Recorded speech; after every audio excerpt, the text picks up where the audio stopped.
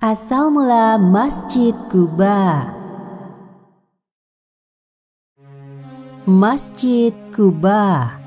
Menurut riwayat, inilah masjid pertama yang dibangun oleh Nabi Muhammad SAW.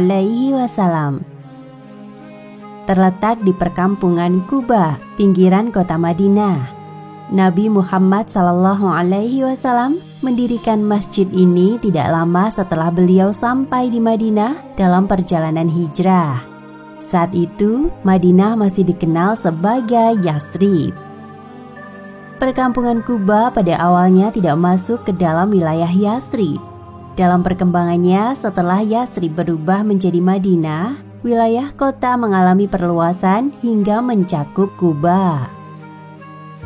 Sesampainya di Quba, Nabi Muhammad SAW singgah selama 4 hari.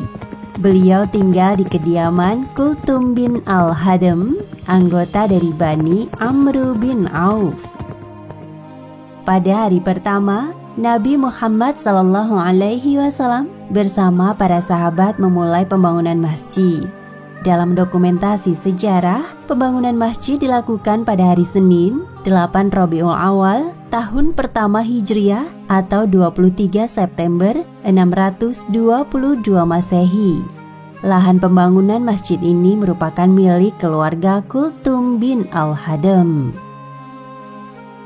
Riwayat pembangunan masjid ini mencatat kisah tentang Nabi Muhammad SAW yang sendirian membawa batu bata. Beliau melarang sahabat lainnya membantunya. Para sahabat yang ingin membantu Nabi hanya diminta membawa bahan-bahan bangunan lainnya. Nabi Muhammad SAW sendiri yang mendesain sekaligus meletakkan batu pertama Masjid Quba. Arah kiblat ketika itu masih ke Baitul Maqdis, Yerusalem. Setelah pembangunan Masjid Quba selesai, Nabi Muhammad SAW memimpin sholat jamaah. Beberapa riwayat juga menyebutkan bahwa Masjid Quba menjadi tempat pertama Nabi Muhammad dan para sahabat mengadakan sholat Jumat. Pada masa awal, Masjid Quba merupakan bangunan yang sederhana, berbeda jauh dengan Masjid Quba di masa sekarang. Masjid Quba saat itu berdindingkan tanah liat, tiangnya berupa pohon kurma, dan atapnya terbuat dari pelepah kurma. Namun Allah menyebut Masjid Quba sebagai masjid yang dibangun atas dasar ketakwaan. Ketika kaum muhajirin berniat merenovasi Masjid Quba, Nabi Muhammad menolaknya. Kaum muhajirin adalah para sahabat Nabi di Mekah yang mengikuti hijrah ke Yasrib. Nabi Muhammad setelah menetap di pusat kota Madinah masih tetap mengunjungi Masjid Quba.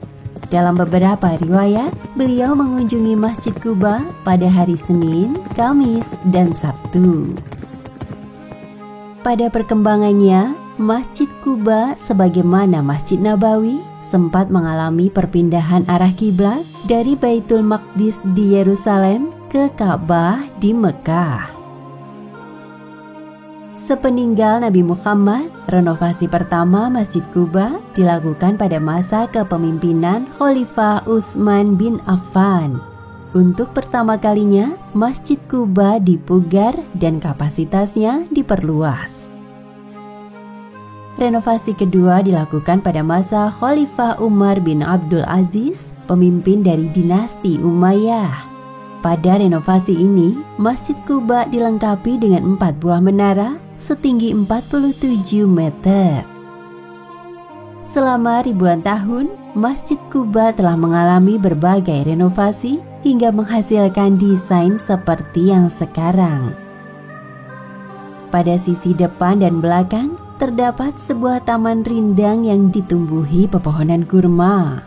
Masjid Quba juga dilengkapi dengan sebuah perpustakaan yang berisi koleksi ribuan kitab. Saat ini, Masjid Quba memiliki kapasitas hingga 30.000 jamaah.